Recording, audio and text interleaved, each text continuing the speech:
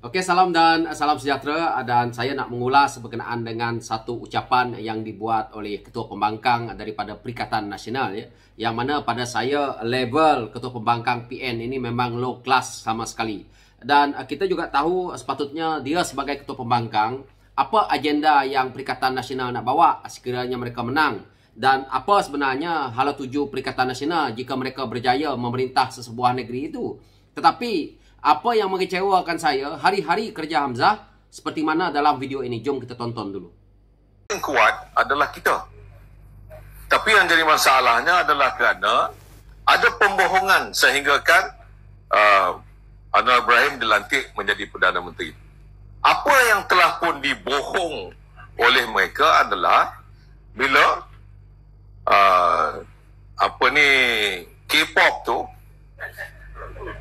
K-pop panggil mesyuarat Barisan Nasional. Dalam mesyuarat Barisan Nasional itu tidak ada keputusan untuk menyokong mana-mana pihak. Tapi K-pop dah tulis surat kepada Yang di-Pertuan Agong mengatakan Barisan Nasional menyokong Anwar Ibrahim menjadi Perdana Menteri. Itu yang menyebabkan Anwar Ibrahim boleh dilantik kerana cukup melebihi 112. Itu yang berlaku yang sebenarnya. Jadi kerajaan yang ditubuhkan kerana pembohongan tidak mungkin boleh kekal lama. Jadi kalau kita dah tahu itu adalah sesuatu yang sebenarnya sudah hampir dengan kita, apa yang kita patut lakukan adalah supaya Negeri Selangor ini kita menang. Kalau Negeri Selangor ini kita menang, dia menjadi referendum rakyat bagi tahu kepada Anwar Ibrahim, engkau turunlah. Sebab rakyat sebenarnya walaupun kau Perdana Menteri, tapi rakyat tidak mahu menerimanya. Sehinggakan Selangor ini juga kerajaan di bawah pimpinan Anwar Ibrahim juga boleh kita ambil alih. Apa maknanya? Maknanya rakyat sudah pun memaklumkan kepada engkau, kami dah tak mahu lagi dah.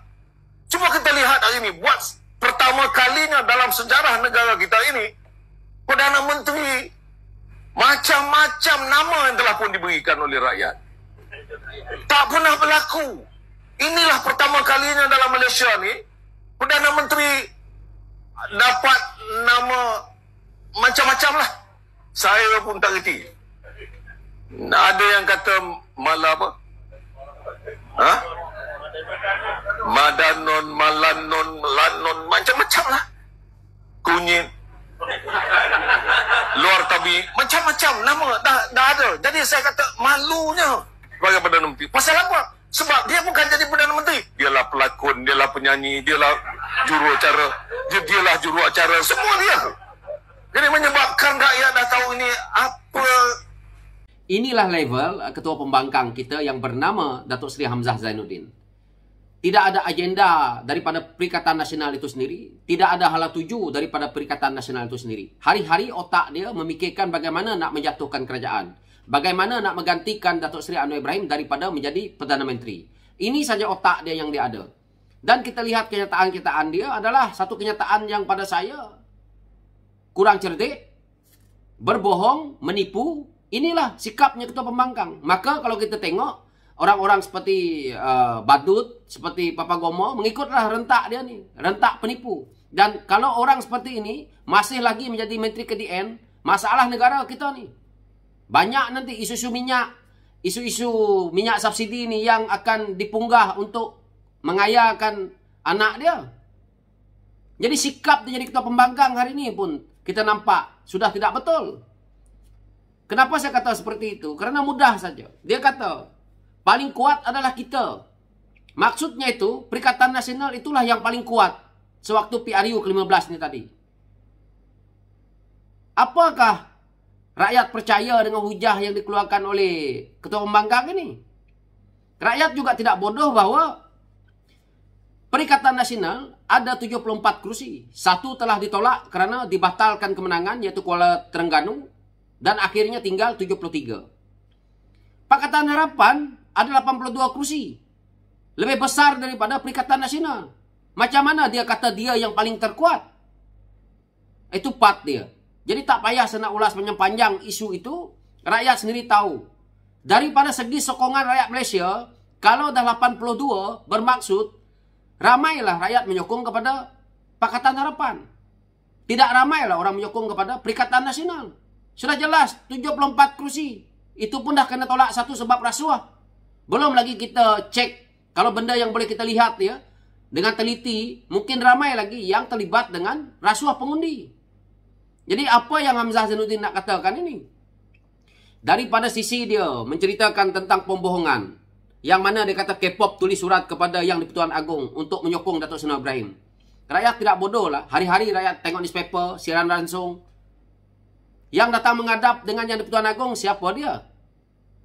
Bukan Datuk Seri Zahid Hamidi. Yang menghadap Yang di-Pertuan Agong adalah Tan Sri Abdul Riawang, Tan Sri Medi Yassin, dan Datuk Seri Anwar Ibrahim. Kenapa Perikatan Nasional tidak nak menyokong Datuk Seri Anwar Ibrahim untuk menubuhkan kerajaan bersama?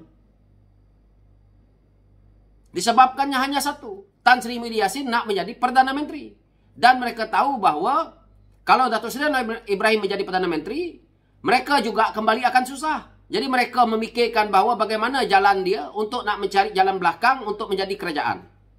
Akhirnya, apa yang mereka nak salahkan? Zahid Hamidi. Tapi dalam corak politik negara hari ini, kalau ini yang Datuk Seri Hamzah Zainuddin nak ceritakan bahawa mereka lah yang paling kuat pada PRU ke-15, yang mana mereka rasa bahawa awalnya tu mereka ada kerusi, iaitu 115 kerusi. Kawan-kawan tahu tak? Apa yang dia buat untuk mendapatkan 115 kerusi ini? Dia ada 74 kerusi. Dalam hati mereka, dia nak ambil UMNO 10 orang. Dia nak ambil parti GPS. Jadi cukuplah jumlah dia 115 kerusi ini tadi. Ini adalah satu majoriti mudah tetapi bukan yang terbaik untuk negara ini. Kalau hari ini Perikatan Nasional jadi kerajaan dengan 115, mungkin kita ni akan dibuat sekali lagi darurat dan juga parlimen akan buka tutup dan mungkin parlimen akan tutup selamanya. Dan mereka akan membuatlah apa yang mereka suka, nak agih wang negara ni, bajet-bajet yang ada, tak payah bentang, main bedal saja. Jadi apa yang Hamzah Zainuddin nak ulas hari ini? Nak membohongi rakyat. Anak-anak muda hari ini tak bodoh. Dan saya tengok. Dia kata, kalau berjaya rampas Selangor, ya, yang mana dia kata, mereka juga sudah semakin hampir. Kalaupun kamu rampas 66 buah negeri ini, apakah kamu berjaya untuk nak menjatuhkan kerajaan yang ada? Tidak. Kalau Datuk Seri Anwar Ibrahim tak letak jawatan, tak akan tumbang kerajaan.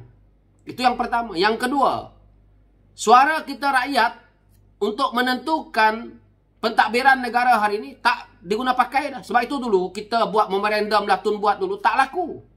SD lah apa semua tak laku. Sebab yang menentukan kerajaan pusat hari ini adalah ahli parlimen saja. Kita dah tak ada kuasa. Kuasa kita yang ada hari ini di 6 buah negeri ini pun hanya untuk negeri saja sampai. Kita hantarlah kertas satu longgok sekalipun berpuluh-puluh kontainer untuk Datuk Seri Anwar Ibrahim letak jawatan. Tak akan terjadi perkara itu. Jadi apa benda yang Hamzah Zainuddin nak bohong dengan rakyat ni? Rakyat hari ni tak bodoh. Mungkin Hamzah Zainuddin lah yang kurang cerdiknya tu. Nah, jadi di sisi itu. Isu dia kata, hari ini Perdana Menteri adalah Perdana Menteri yang paling teruk ataupun paling banyak sekali nama gelaran yang diberikan oleh rakyat.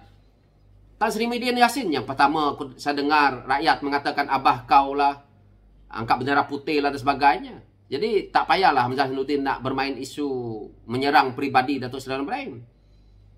Datuk Seri Hamzah Zainuddin patut sedar sebagai seorang ahli politik profesional lah sikit. Jangan bermain politik seperti itu. Standard ketua pembangkang yang pada saya sangat low class menyerang kepribadian seorang Perdana Menteri.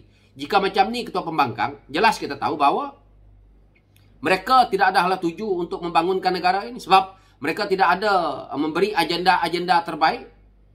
Ataupun apa sebenarnya yang mereka mahu untuk menjadi pembangkang yang kuat. Tak ada.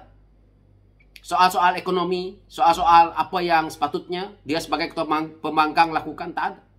Otak yang ada dalam kepala Hamzah Zainuddin hari ini hanya satu.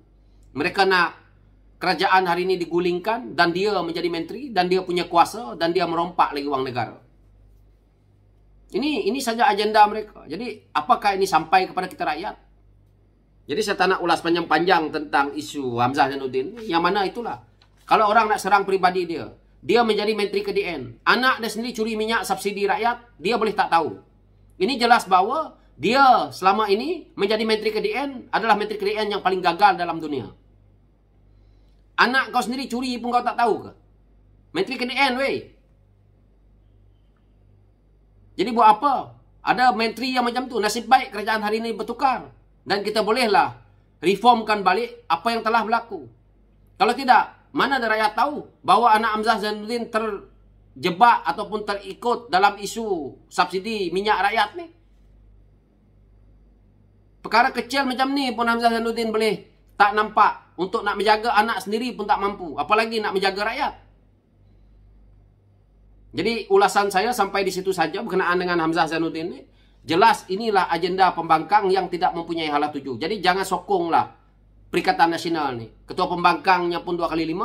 Tan Sri Medi Yassin hari ini pun kita tengok bermain dengan sentimen kaum dan agama lagi untuk menarik sokongan saja. Setelah mereka jadi kerajaan, habuk pun tak ada. Silap-silap nanti kita ni akan menjadi lagi seperti mana dia menjadi Perdana Menteri yang lalu. Tutup buka parlimen dan akhirnya juga dia buat lockdown ke apa. Dah, kita tak boleh nak hidup sebagai rakyat seperti mana normalnya kita hari ini. So itu pencerahan saya. Sekian, terima kasih.